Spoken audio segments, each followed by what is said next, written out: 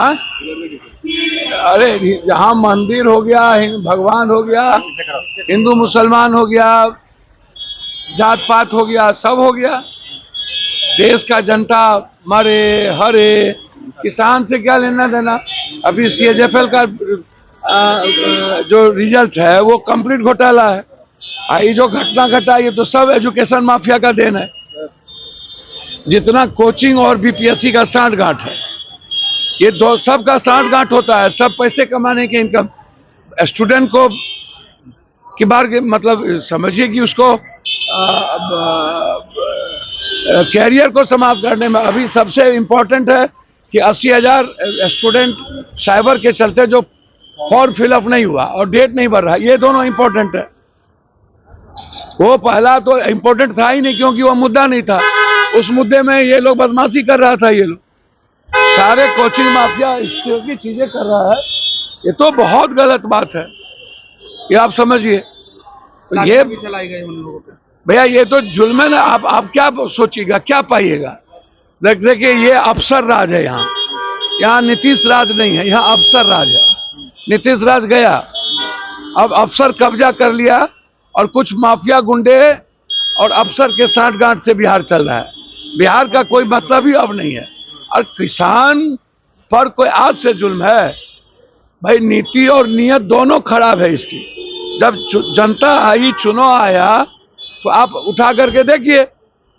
जब चुनाव आया तो आपने समझौता कर लिया किसान से और आपने कहा इतने दिनों के अंदर हम MSP लागू कर देंगे।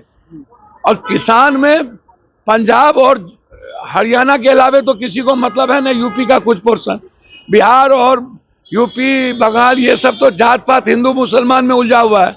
यहाँ के किसान को नहीं चाहिए MSP।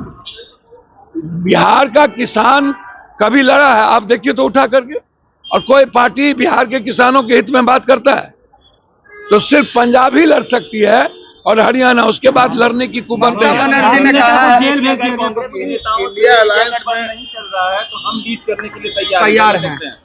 भैया हमको तो समझ में नहीं आ रहा है। ममता दीदी बड़ी लीडर हैं और सब उनका सम्मान करती हैं। वो नेतृत्व कर ही रही है, उनकी बात सब मान ही रहा है।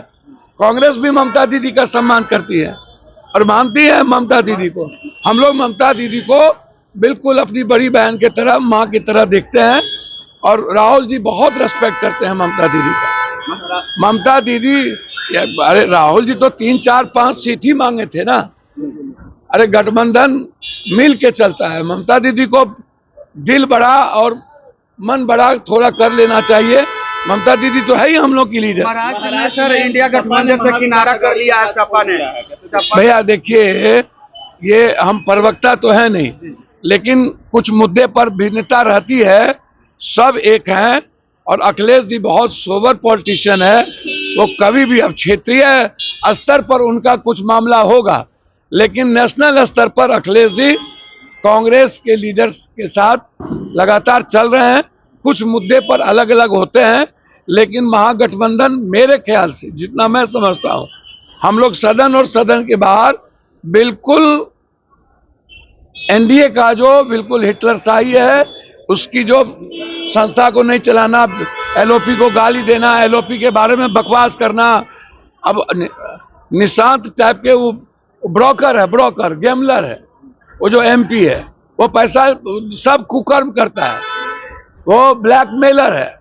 वो बड़े बड़े कैपिटलिस्ट को भी ब्लैकमेलिंग करता है, नेता को भी।